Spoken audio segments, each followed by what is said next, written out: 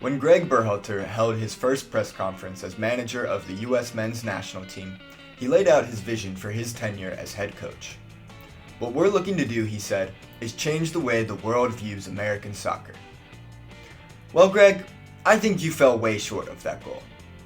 Amidst cries for a new manager, Berhalter managed to advance through the group stages to the surprise of several pundits, both professional and amateur alike. The playing staff in the current US men's setup is arguably the best it's ever been, with 5 starters in the Premier League in its ranks. Well, if you include Weston McKennie, who is currently in the middle of completing his transfer from Juventus to Leeds.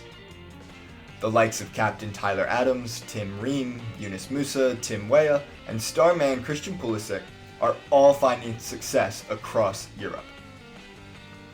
However, it became clear just how this US men's side stacks up against the rest of the elite footballing nations in the round of 16 when we lost handedly to a Dutch side that never got out of first gear. At the first sign of life in the red, white, and blue, the Netherlands immediately marched right back down the field and secured a third goal to finish the match off 3-1. Effectively, Berhalter did absolutely nothing to change the way anyone thought about American soccer. The highlights of his tenure include a draw against Mexico at the Azteca, which is fine, but not particularly impressive, it's only a draw. A Gold Cup triumph, again, one of the more unprestigious trophies in world football. And a famous 2-0 win over Mexico to secure World Cup qualification. #2-0. The recent blow-up with the Reina family, for which we offer a very in-depth video, which you can see linked on your screen now, has seen Berhalter's stock drop to the lowest it's ever been, which is really saying something. At the current moment, fans are calling for a replacement. The USS even reportedly reached out to Zinedine Zidane, which is an ambitious but positive sign. However, there are more realistic targets out there. While there are numerous supporters calling out for the signing of Luis Enrique, Thomas Tuchel, or Mauricio Pochettino, we've identified a more realistic option who would still be truly perfect for this current crop of players. That man is none other than Chris Hughton.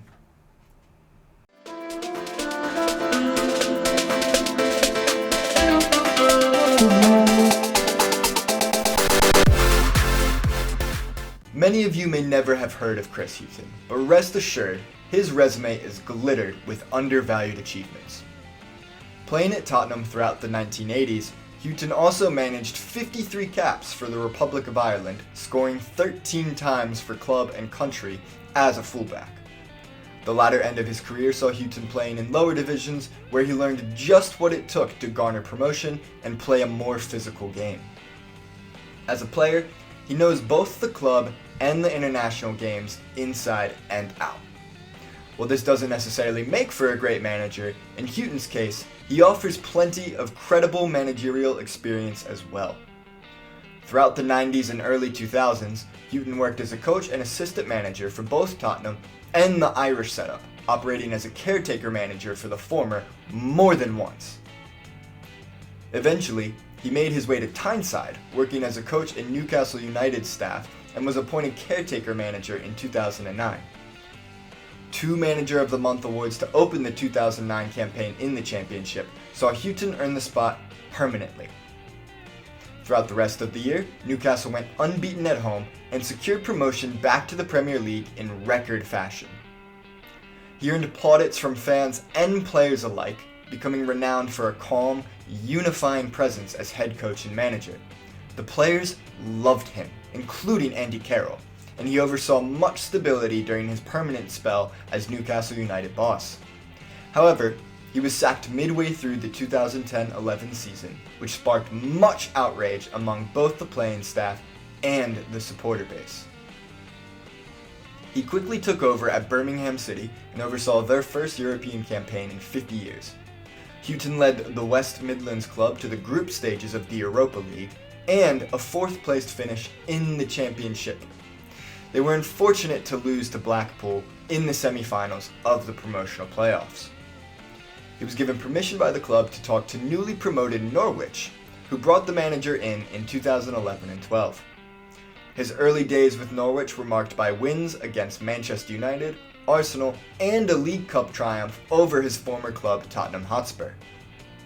His first campaign with Norwich saw the Canaries finish in a shocking 11th place, despite battling relegation all season. This shows he knows just how to get to his players and get the best from them, even when the pressure is on. In 2014, Hughton took over the job at Brighton and Hove Albion, then in the Championship. In 2016-17, Hughton led Brighton to the second place in the Championship, after losing the crown on the final day to Newcastle due to a 1-1 draw with Aston Villa, but the club was automatically promoted nonetheless. The next year, Brighton's first ever in the Premier League, saw Hughton become the first black manager ever to win the EPL's Manager of the Month award. He also guided the club to safety with the 15th place finish, courtesy of a 1-0 win over Manchester United.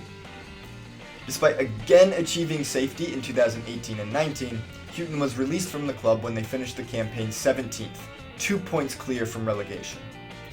He was replaced at the end of the season by Graham Potter. Chris Hughton then had a year and 1 month stint at Nottingham Forest. During his first year, Forest were renowned for their defensive stability, but struggled to score goals regularly. His second year saw him forced to turn the squad over significantly, a problem Nottingham Forest have faced recurringly over the past few years, and he was sacked 1 month into the 2021-22 campaign. Nottingham Forest would go on to gain Premier League promotion through the playoffs. Following his dismissal from Nottingham Forest, Hughton joined the Ghanaian national team setup as an assistant coach, and helped the Black Stars secure qualification to the 2022 World Cup in Qatar. This experience surely showed Hughton the intricacies and details of the game at an international level. He is currently without work. As you can see, Hughton has spent his career working hard, against the grain, often with his back to the wall and with little resources at his disposal. This has molded him into a resourceful, intelligent tactician, but his main attribute is his man management abilities. Everywhere he goes, his players love him, and the supporters often warm to him as well.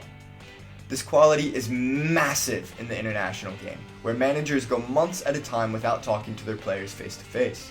They have to be able to get personable with them and inspire them to fight for the badge every 90 minutes that they possibly can. We can also look north at the Canadian national team. John Herdman is another Englishman in charge of a North American side and has seen incredible success with significantly less resources than the USA.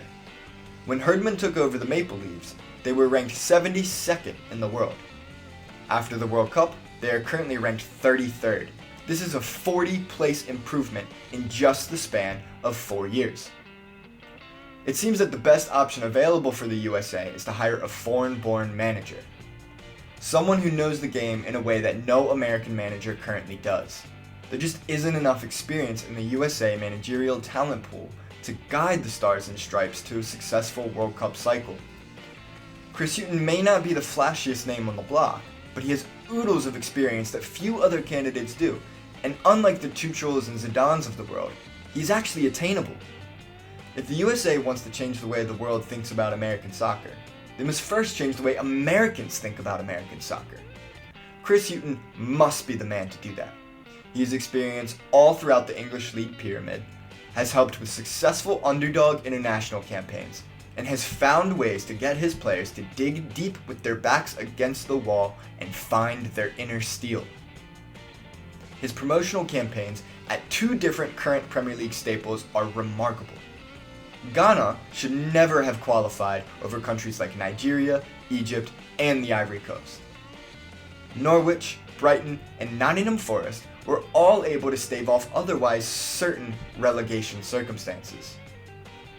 What is the common thread amidst all of these achievements?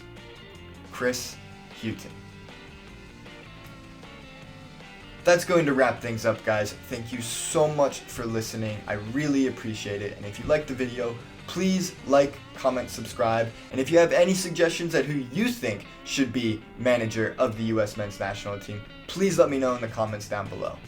Aside from that, I look forward to hearing from you guys, and I will see you at the next one.